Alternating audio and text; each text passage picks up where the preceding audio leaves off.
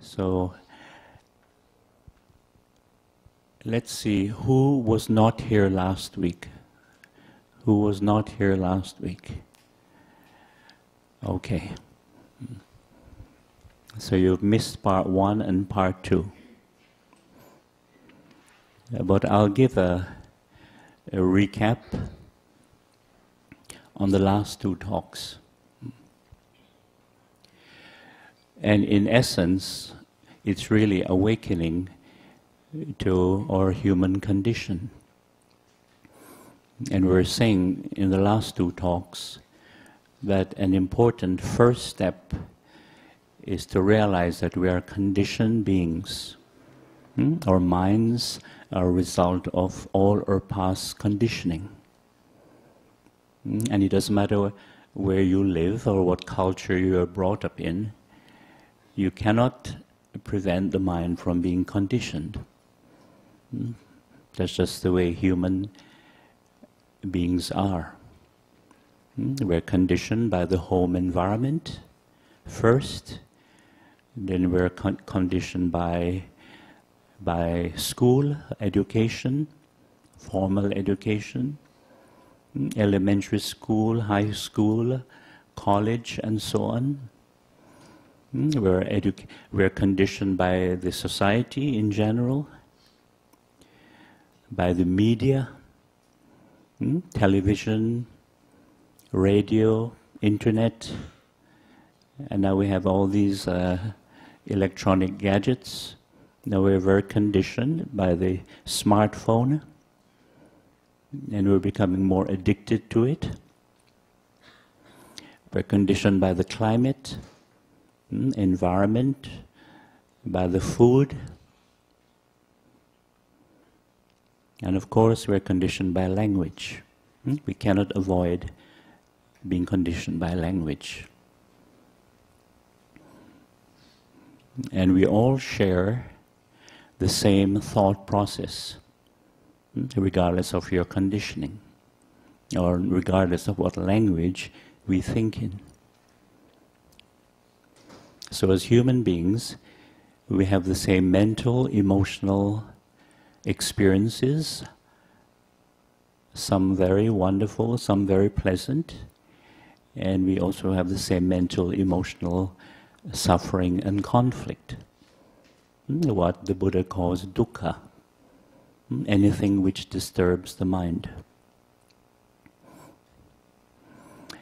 And as a result of our conditioning, we have these mental defilements. Ignorance and delusion, craving and attachment, clinging, and hatred and ill will. And that includes resentment, jealousy, disrespect, and so on. And you said that also that all human beings are conditioned with these mental defilements, because it's a part of the way we are brought up. And even Siddhartha, Prince Siddhartha Gautama, also had mental defilements. But thanks to his great effort, he was able to purify his mind. And we can also make the same effort, although it is more challenging when you're living in a very busy environment. So I'll just read from my book a recapitulation of the last 2 talks. And the link to my book, if you're interested, is on the whiteboard. Just Google Bhante Kovida, and then just click on Bhante Kovida Facebook. You find the PDF files of the book and this book and the travel journals. And you don't have to be a member of Facebook. Just clicking on Bhante Kovida Facebook, you have immediate access to the PDF files. What is enlightenment or awakening, and how can I achieve this? Now, normally I don't like to use this word enlightenment. Why? Because for most people it's just a concept. And you might think somebody is enlightened. I hope you don't think I'm enlightened. So you might think someone is enlightened, but then somebody else thinks otherwise. And then you can have a big argument, whether this person is enlightened or not. Because it is really a concept. So I rather use the word awakening, to have more wisdom, meaning to have more understanding. Not intellectual understanding, but self-understanding. To understand who we are at a deeper level. Because the reality of Dhamma is very deep. And we said last time that the Dhamma it's beyond our thinking mind, it's beyond our conditioned mind. And this is why we have to calm our minds, look deeply, and we reflect and investigate and question. Then we have this understanding, which we can call wisdom. Because wisdom is not about just thinking intellectually and clinging to concepts and beliefs. Okay. And I find that this is a very common problem wherever I go. People are just clinging to concepts and beliefs. But that is not wisdom. One has to calm the mind, investigate, reflect calmly, and then you have a deeper understanding. Then you see the beauty of the Dhamma.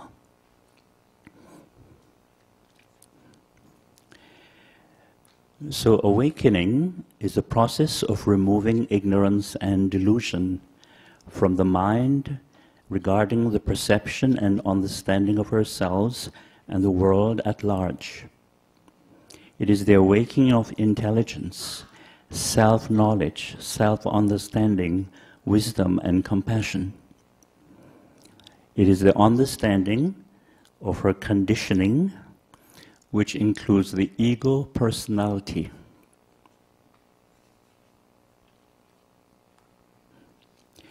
And the thinking process.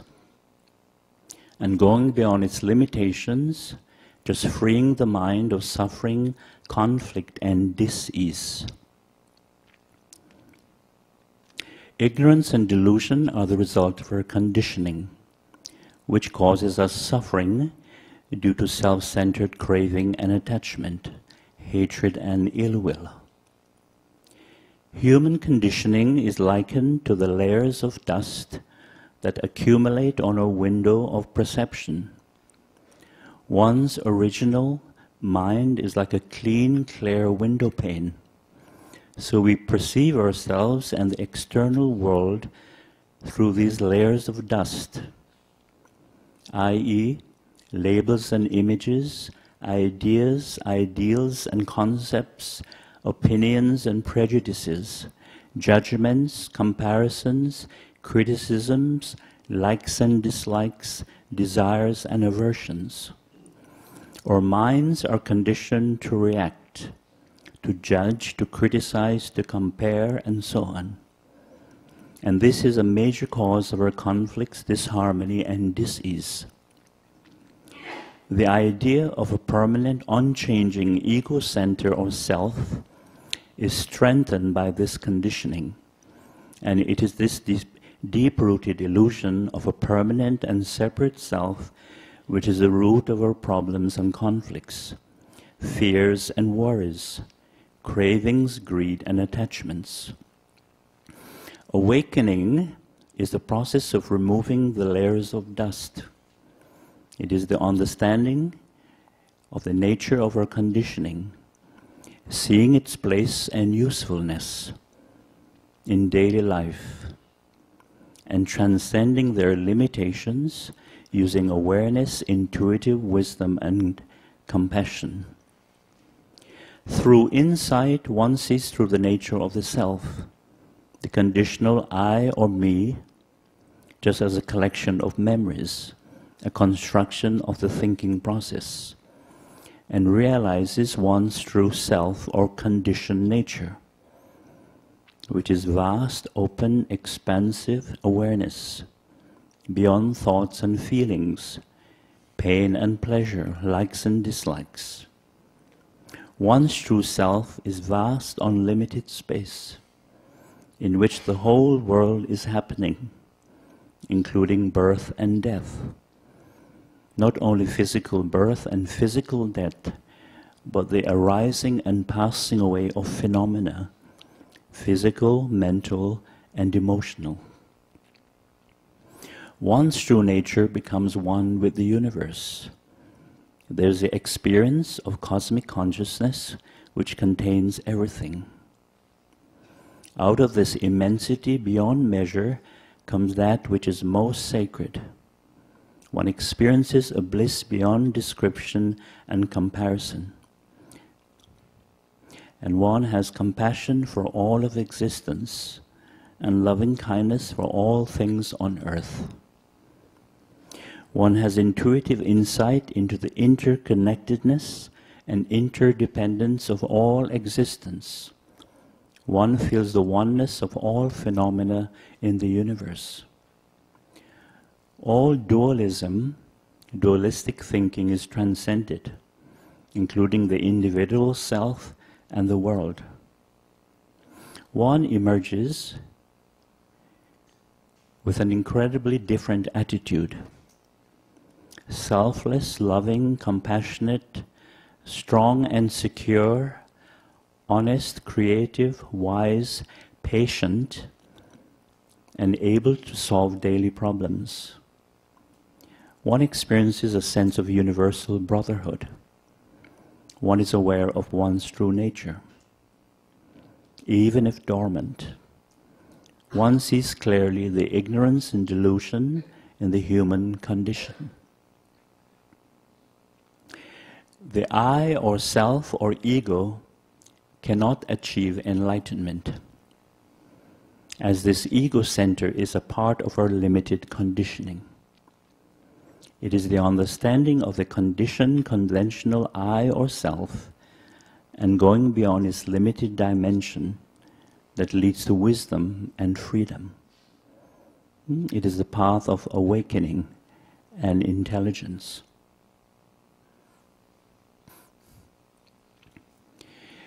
We were saying last week that's important to understand the nature of thinking, because it is thinking that creates our mental defilements, and it is thinking that creates most of our mental, emotional suffering.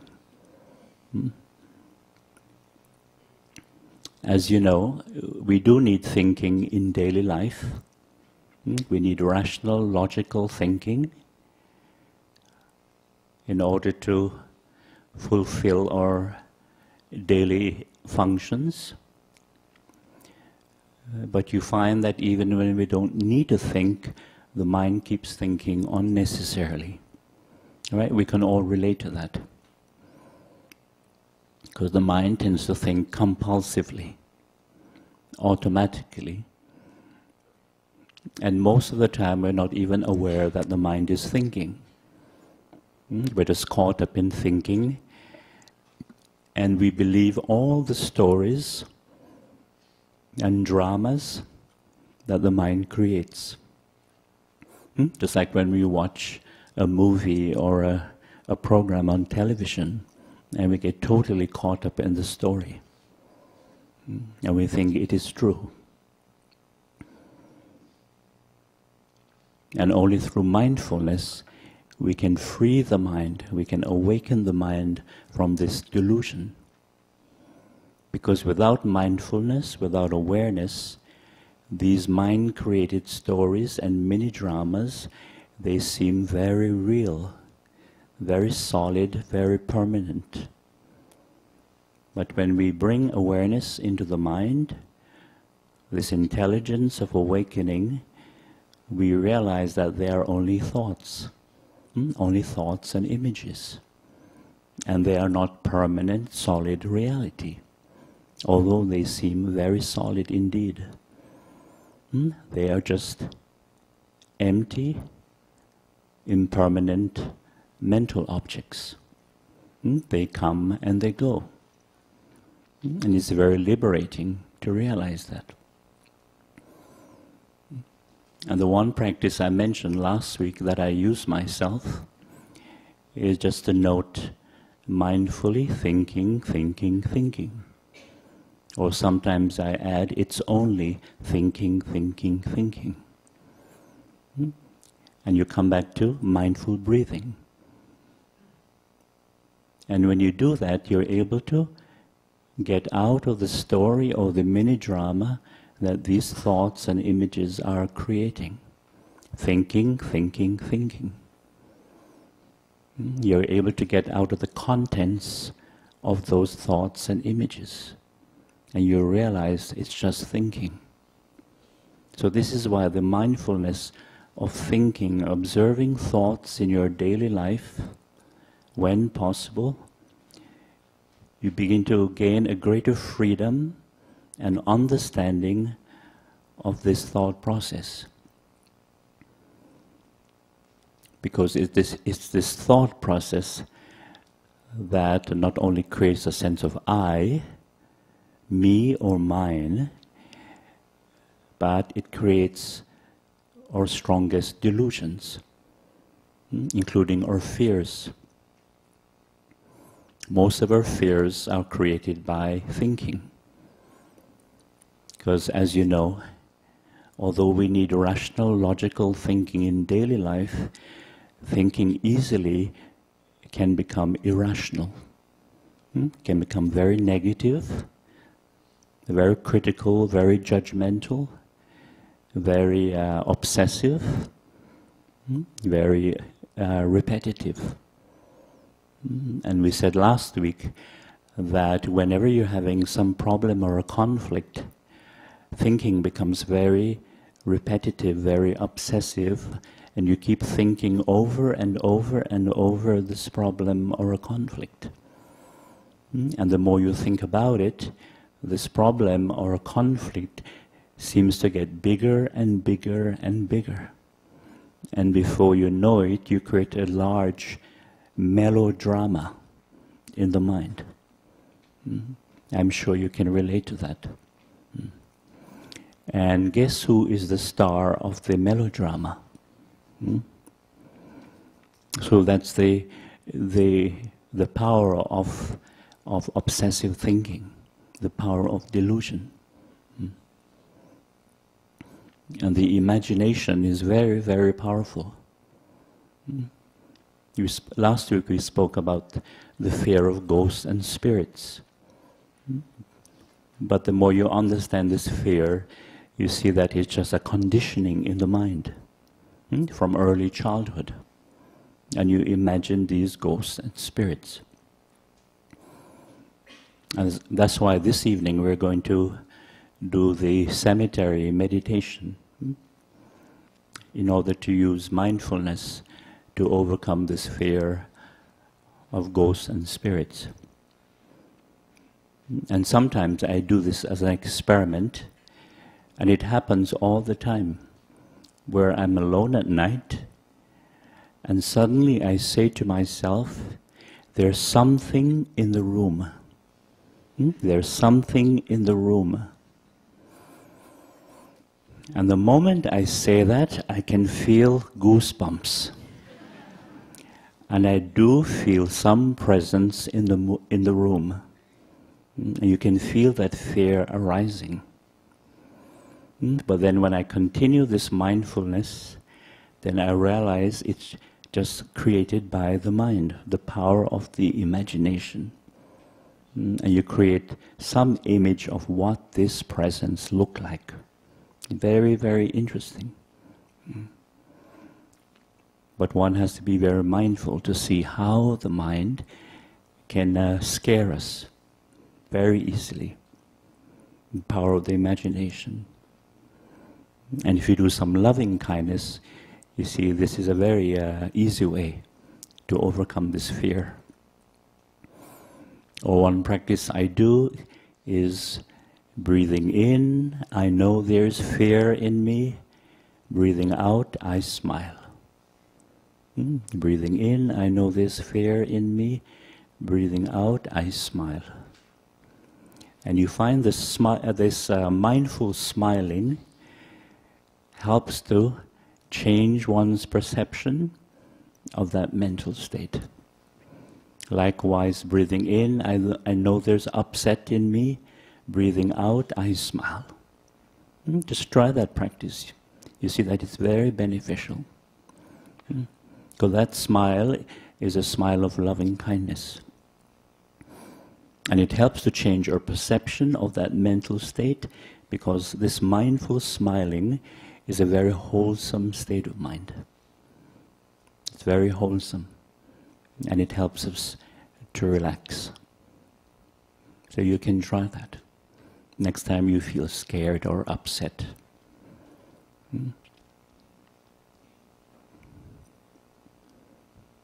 Breathing in, I know there's frustration in me.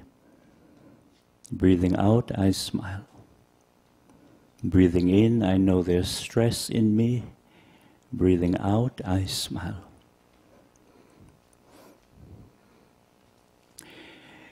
We were saying last week that one of our conditionings as human beings, and it is unfortunate indeed, because as human beings we have this unfortunate habit of identifying with things, whether it's physical, mental or emotional.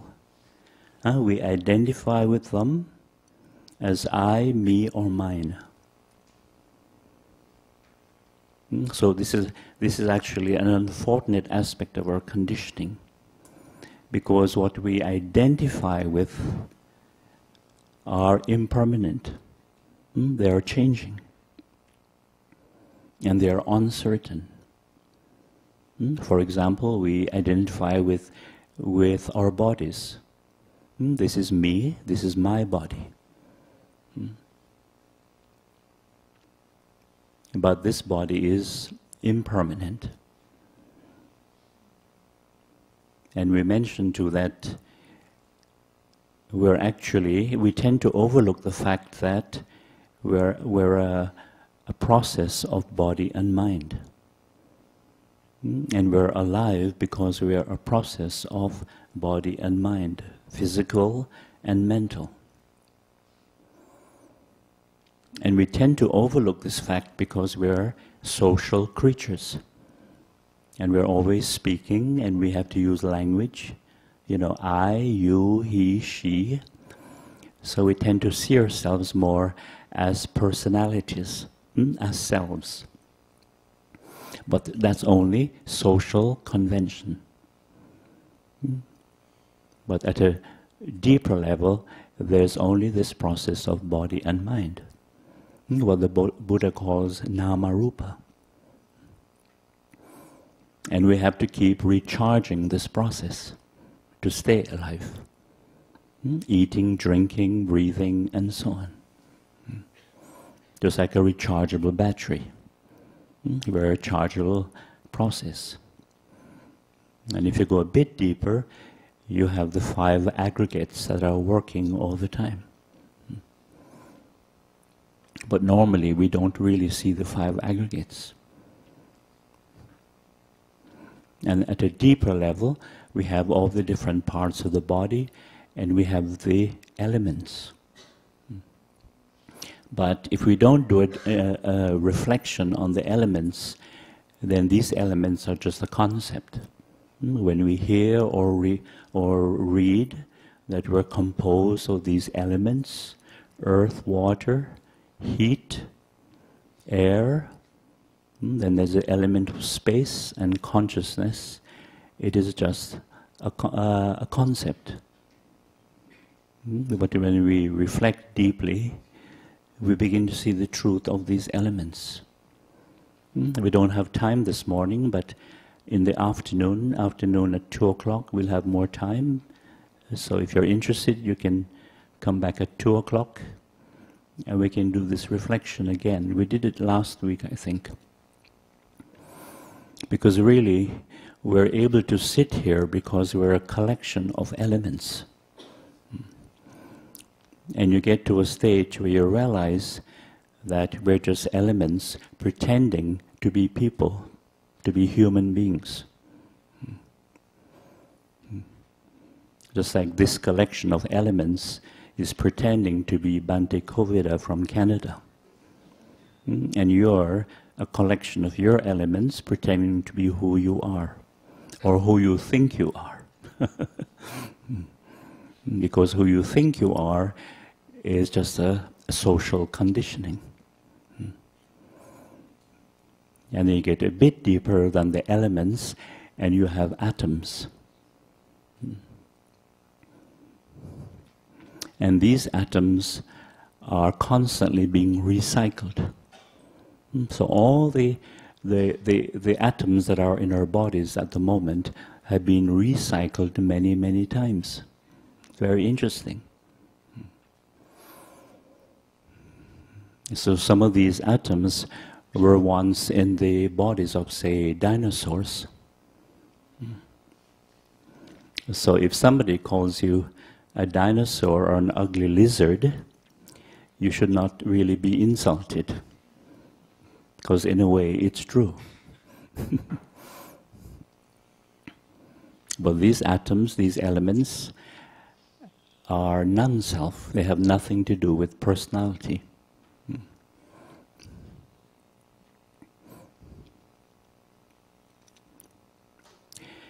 So, as we said, we have this habit, unfortunate habit as human beings, to identify with things that are impermanent, that are constantly changing. So if we keep doing this without wisdom, without understanding, naturally we experience dukkha. And we have all these different types of fears, including the fear of sickness, aging, and death, the fear of change and impermanence. I'll just read a list here of the different fears we have.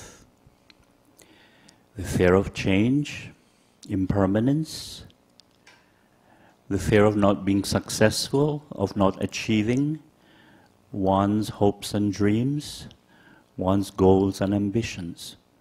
We can all relate to that fear. The fear of not being loved and accepted. The fear of loss. That includes losing those who are close to us. And that includes material things, things that we're very attached to. Naturally, we're afraid of losing them. Also, the fear of losing control. If you're a very insecure, uptight person, and you feel you have to be controlling things all the time because of your anxiety, your fears, then naturally there's that fear of losing control. In the West we call it a control freak. Maybe you've heard that phrase. I mean, somebody is a control freak. And if you happen to be living with a control freak, you can see how crazy that is. Or you're working with a control freak. Especially if your supervisor is one of those control freaks. Very insecure, very fearful.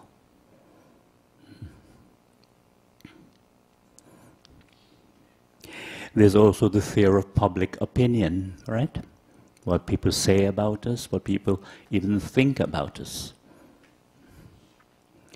The fear of authority. The fear of ghosts and spirits, as we mentioned before. And interestingly, these two fears have something in common: the fear of authority and the fear of ghosts and spirits. See what the connection is. Very interesting. And as we mentioned before, the fear of sickness, aging and death. And of course, the fear of the unknown. And death, of course, is the great unknown. We're not sure what happens after death. And that's why we've come up, humans have invented so many different beliefs in an afterlife, because of this fear. And because of this fear, this uncertainty, we ask this question. You can call it the age-old question that people have been asking for centuries and centuries. And people are asking the same question today, and in the future people will be still asking the same question. What happens to me after death? Or where do I go after death?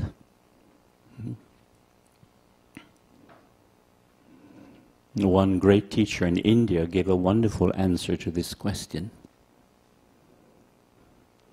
He said, think about this or reflect on this. When you go to bed at night and you fall asleep, where do you go? When you go to bed at night and you fall asleep, where do you go? It's a very good reflection. And of course, there's a fear of not achieving enlightenment. The fear of not becoming an arahant or a bodhisattva or something.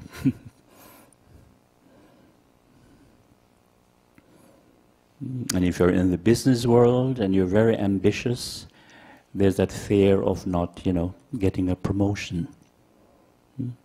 Or the fear of not becoming, some high executive.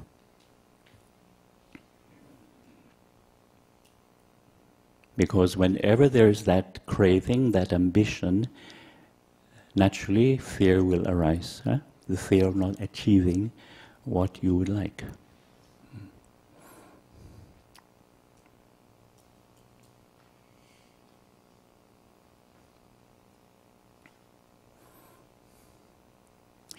And we were saying last week that one of the aspects of self is created by just the use of language. We have to use I, the label I, to communicate. Or the equivalent in, say, Mandarin. Wo. I, you, he, she.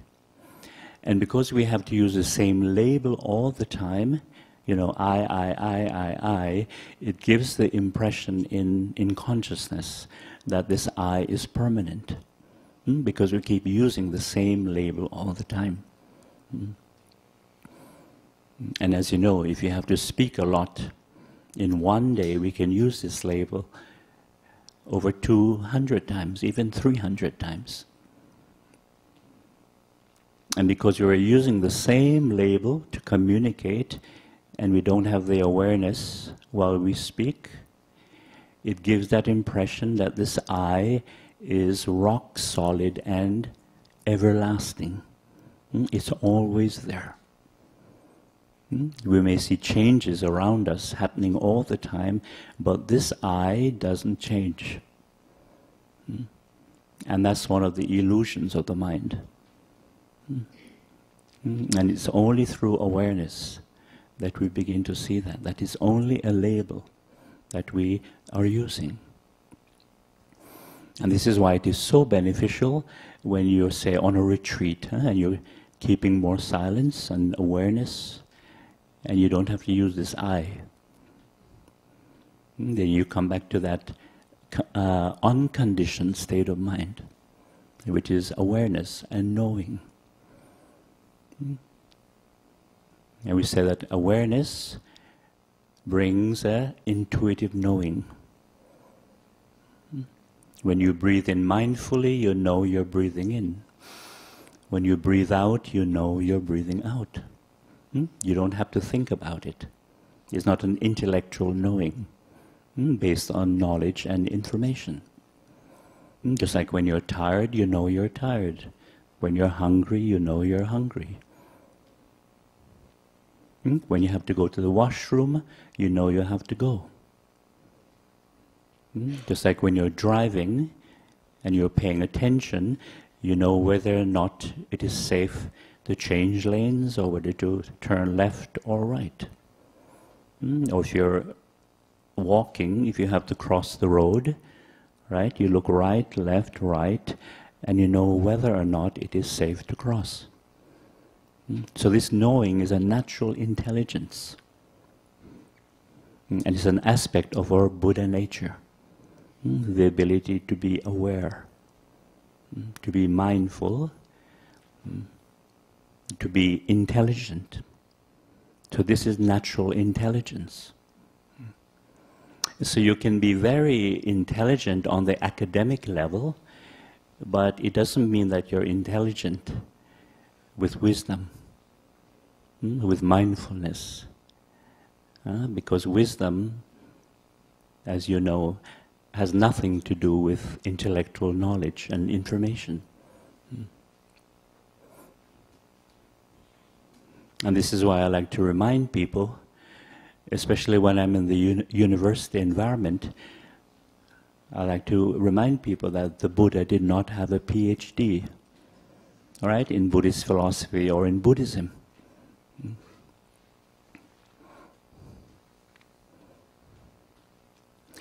And also, the state of mindfulness or awareness, or you can say attention, is a state of non-duality. This state of attention is a state of non-duality, meaning there's no I being aware. There's no I paying attention. There's only the energy of attention. And with that attention, awareness, as we said before, there's a knowing, an intelligence. But because we're human beings and we have to speak a lot and use this I, you know, we say, I am seeing something, I am hearing, I'm smelling, I'm tasting, I'm touching, and I'm thinking, I'm imagining. So we create a duality in the mind. Duality, meaning subject and object. Initially there's only seeing, and seeing is automatic. Hearing is automatic, right? You don't have to make an effort to hear the speaker. It happens naturally. When you eat, tasting is automatic. Smell and so on. And for most people, thinking is just automatic, compulsive. And this was one of the insights of the Buddha. He saw that the senses were sensing by themselves. But because we use language and we relate, we identify with these experiences, we create a duality, a seer or an observer which is separate from the object. When you say, I am seeing something, I'm seeing a tree, for example. And we say, oh yeah, it's a mango tree or a durian tree. And we say, I like it or we don't like it, it's beautiful or it's not so beautiful, it's tall or it's short. We discriminate. So we create that observer and the observed. Likewise, hearing. We say, I am hearing something. And we say, oh, I like this, or it's noisy, it's too noisy. So you create a duality in the mind between a listener, a hearer, and the sound. Same with eating. And if you doubt this, next time you eat something, say to yourself, okay, I'm going to eat this, but I refuse to taste this. I'm going to refuse to taste what I'm eating. Try that and see if it works. Right? You see that whether you like it or not, tasting will arise. But because we identify with it, we create a taster. Oh yeah, I like this. Or it's not so nice. Or maybe it needs some chili sauce. Or have to add more sugar. So you create a taster, which is separate from the flavor of the food. Very interesting. And this is a part of wisdom, awakening to the nature of duality. And of course, because we think, we say, I am here and nature is over there. So we feel that we are separate from nature and we are separate from other people. But actually we are not, because we're a part of nature. So this idea of separation is created by thinking. And that's why we ask that question, where do I go after I die? Or what happens to me after death? Because we're caught in thinking and the illusion of separation. For example, a leaf doesn't say, where do I go after I fall from the tree? Just like a wave on the ocean. A wave does not ask, where do I go when I return to the ocean? Because waves are water, water are waves. There's no sense of separation. Likewise, we came out of the energy of the planet and the elements. But again, because we are caught in thinking, we say things like, I came into the world, or we came into the world. Now, if you look at that statement a little more carefully, you see how it gives this idea that I came from somewhere else, from another planet, solar system, and I landed here in my spacecraft, and I'm an alien, I'm a tourist to this world. I came into the world. There's a sense of separation somehow, that I am separate and I came here. If you investigate that more carefully. But when we reflect more deeply, you begin to see that we did not come into the world as some alien from another planet, but rather we came out of the world. Do you see the difference? We came out of the world, like leaves from a tree, or fruits from a tree, or waves from the ocean. We are not separate. But because we are caught in language, the illusion of language and this I, which feels separate, then we have fear. We have this fear. Fear of death, fear of the unknown. This is a very deep reflection, but when you see this, it is really wonderful, very liberating. So we have less fear, less anxiety. But as long as we're caught in thinking and we're attached to this I, which is created by thinking, this I feels separate. And it feels afraid. It feels insecure.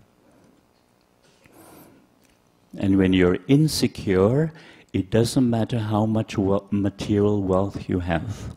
It's never enough. Because that's the nature of insecurity. Just like if you're a Christian, you have this anxiety, to convert people, to save people.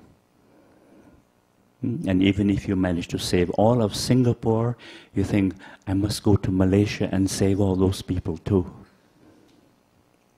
Because of that insecurity, That's the nature of insecurity. It's never enough.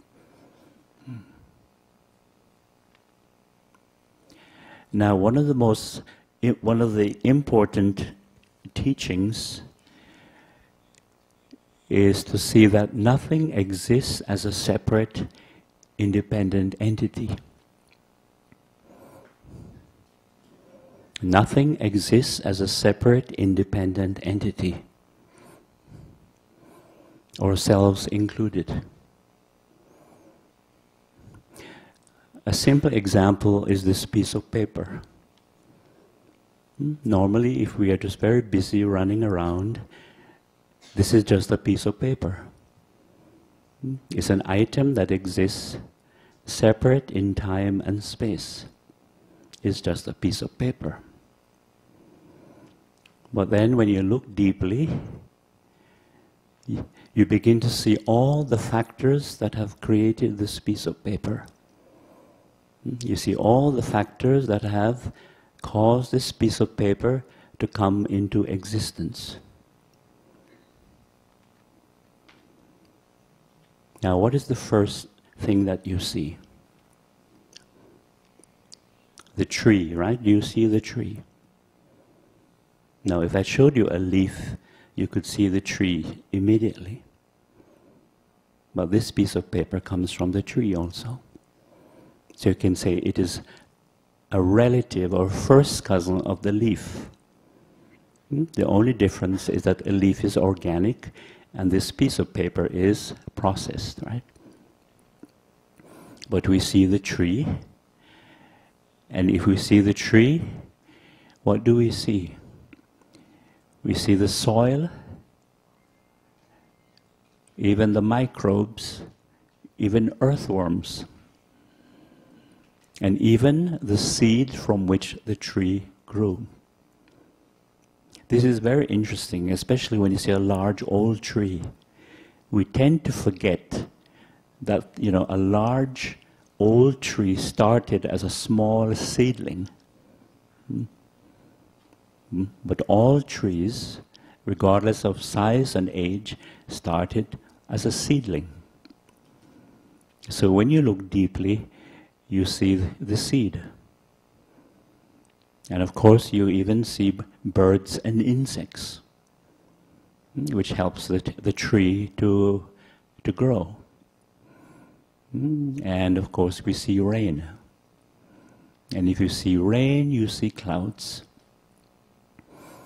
Now, a few minutes ago, if I had said to you, do you see clouds here? You'd think I was crazy, right? But now you see the clouds, right? And if you see the clouds, you see the oceans, the rivers, the lakes. And of course the sun, the energy of the sun. And if you see the sun, you see the entire solar system. And if you see the solar system, you see the Milky Way galaxy. Yes, you even see the Milky Way galaxy. But you have to look very deeply. Now, what is interesting is that if one of these factors that we just mentioned was missing, one of these factors was missing, this piece of paper could not exist. Very interesting. Now, because this is a process item, we also have the human factor. Because humans were involved in the making of this piece of paper. You see the people who cut the trees down, the people who transported the logs to the factory, to the pulp and paper factory. You see the people who worked in the factory and all the machinery, all the technology, all the equipment that was used in the factory. And then you see the people who transported the paper from the factory to, the towns and cities for distribution, for sale. So life is much more complex than meets the eye, than our normal perception, the way we perceive things. And each person exists because of so many factors. This is a very wonderful reflection, because you begin to see the complex web of life. Life is much, much more complex. A series of interrelationships, interdependency.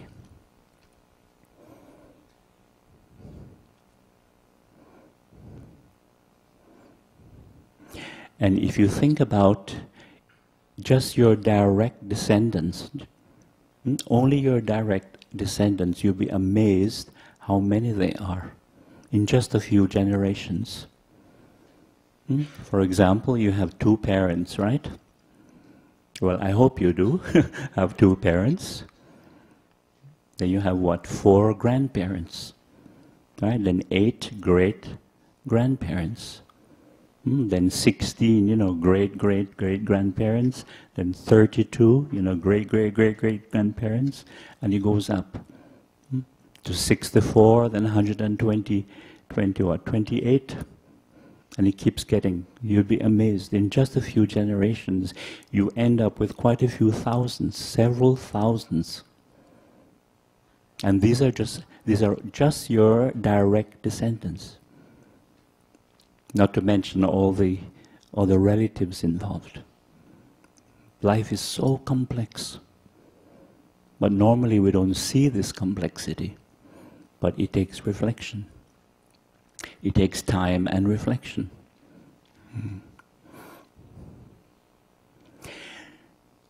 Now, there is one factor I have not mentioned for this piece of paper to exist. How do you know I'm holding this piece of paper?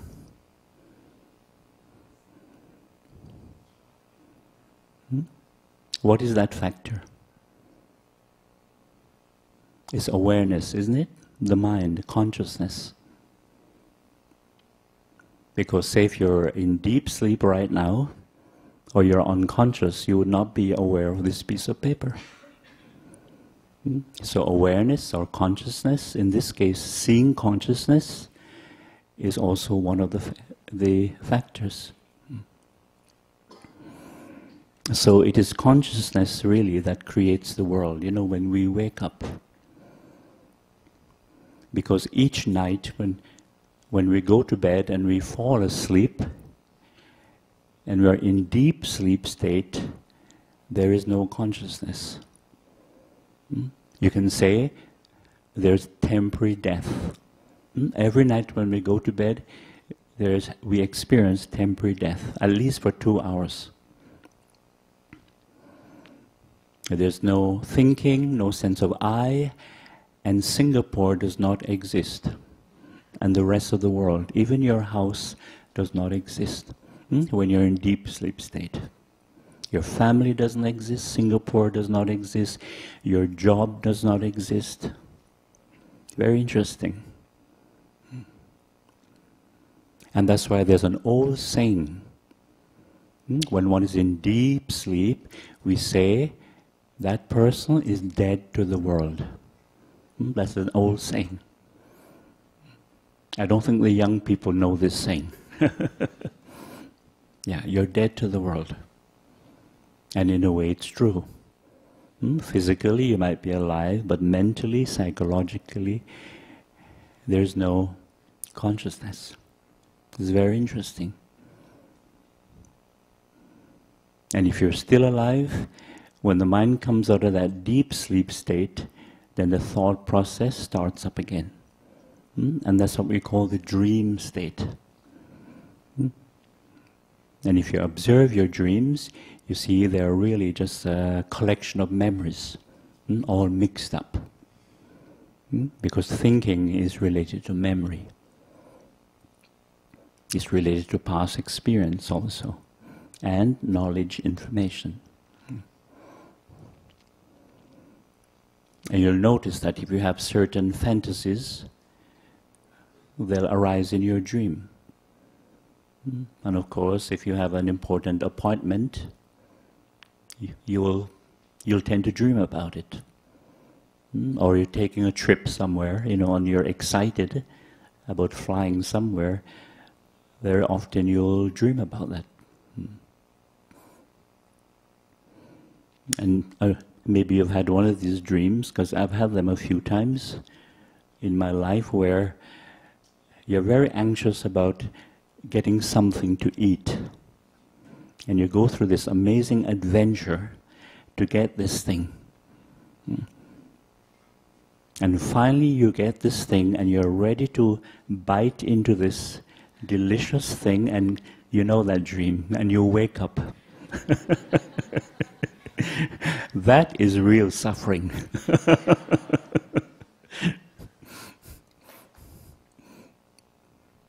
Very interesting how the mind works. So as we said from last week, thinking is related to memory, past experience, and knowledge. Or you can call it information. And if you observe your mind, you begin to see that. And that's why the mind has that ability to cling so strongly. No longer, not only do we cling in terms of, this is mine, this is mine, this is mine, personal clinging, but we cling to things, especially bad memories or conflicts, because we keep thinking about it. We obsess about something that has happened, and by obsessing, we are clinging to it, we are holding on to it. And that's why there's that classic story about the clinging mind, regarding the two traveling monks. Do you know that story? And meeting the lady by the river? It's a very classic story. Anyway, I'll tell it because some of you have never heard it. There was two monks.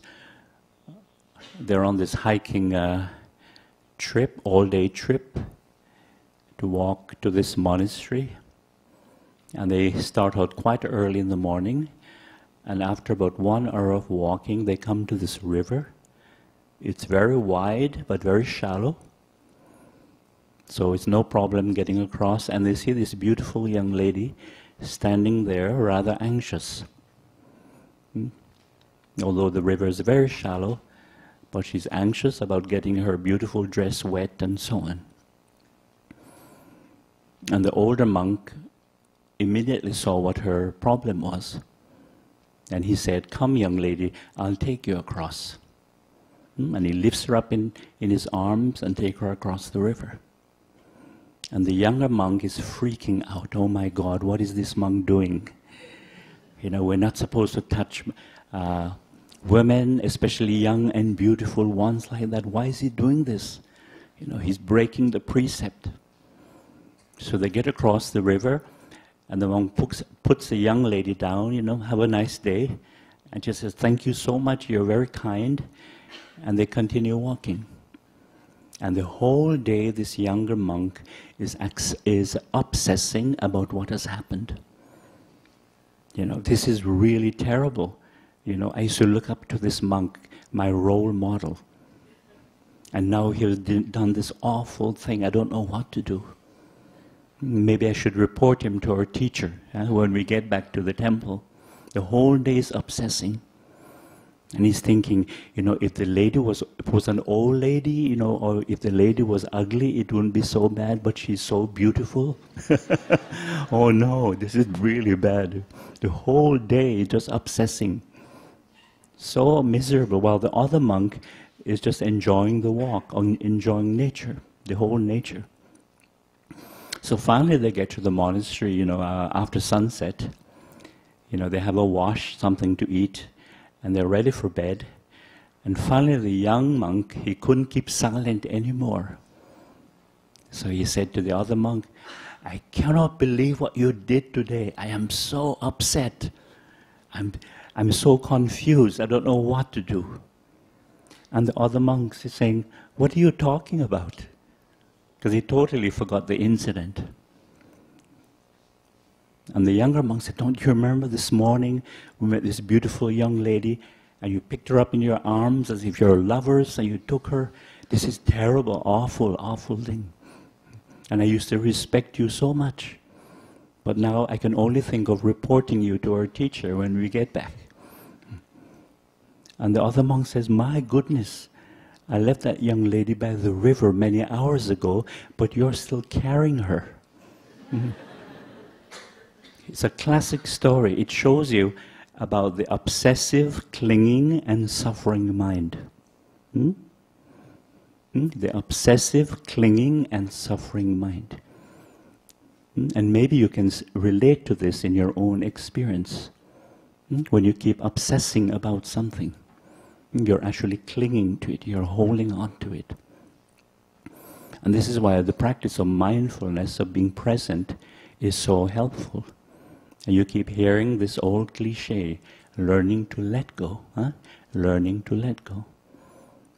Just I mentioned the experience once of having a close encounter with a cobra snake.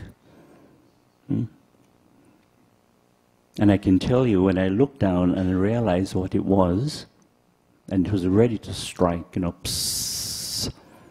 When I realized what it was, I had never been so awake in my life.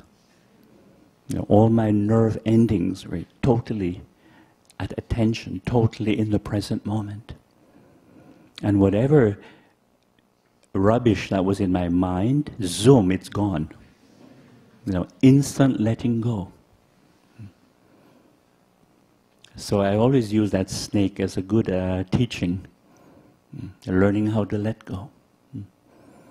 And that's why it's been said that happiness or contentment is having good health and a bad memory, or just the ability to let go. And more you begin to see that even the unpleasant memories that we have, that seem so important, so solid, so permanent, when you're mindful, you begin to see that they're only thoughts and images that are happening now, in the present moment. They're only thoughts and images that are happening now. They don't have a permanent, concrete reality. Only thoughts and images. And when you can see that, it's very liberating. Very liberating. Only thinking, thinking, thinking. And likewise, our ideas about the future are just thoughts and images that are happening now. Now, it doesn't mean that you cannot project in the future and have certain goals, certain hopes and dreams and so on. But it only means that you don't obsess about those future goals. You don't become too attached to them. Because if you do, you experience fear. We talked about this fear of not achieving, of not achieving your goals, of not getting what you want. So you can have those plans, those goals in mind, but they should only be tentative, flexible ideas. Because the future is uncertain. And sometimes we achieve certain goals and it's not what we expected. So we're disappointed. Or sometimes our priorities change. Our priorities change, so what those goals that we achieve are not so important. And yes, sometimes we have a certain sense of achievement, a certain happiness that we're able to achieve something. But that feeling, that happiness of achievement, it doesn't last very long. I would say maybe, 2 weeks? 2 weeks maximum. And then when that feeling goes, then the mind says, I have to achieve something else. So yes, we can have plans, we can have certain goals, but we should not be too attached to them, not being too obsessive about them. Because we experience anxiety, fear. And this is why it is so beneficial, even for half an hour each day, even 20 minutes, to come to that state of just being and stillness. Because it is freedom from all this becoming, striving, achieving. along with the fear of not achieving, not having, not becoming. So that state of being is very liberating. Now, I'm not sure if we have any time for questions, but we'll continue at 2 o'clock, if you can still hang around. And I'll just finish with one reading called Dhammavadaka. Remember always that you're just a visitor here, a traveler passing through. Your stay is but short and the moment of your departure unknown. None can live without toil, without work. And a crowd that provides your needs is a blessing indeed. But if you toil without rest, fatigue and weariness will overtake you, and you will be denied the joy that comes from labor's end. Speak quietly and kindly, and be not forward with either opinions or advice. If you talk much, this will make you deaf to what others say. You should know that there are few so wise that they cannot learn from others. Be near when help is needed, but far when praise and thanks are being offered. Take small account of might, wealth, and fame, for they too pass and are forgotten. Instead, cultivate love within you and strive to be a friend to all. Truly, compassion is a balm for many wounds.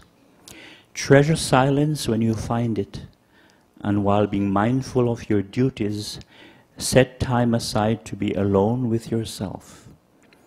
Cast off pretense and self-deception and see yourself as you really are.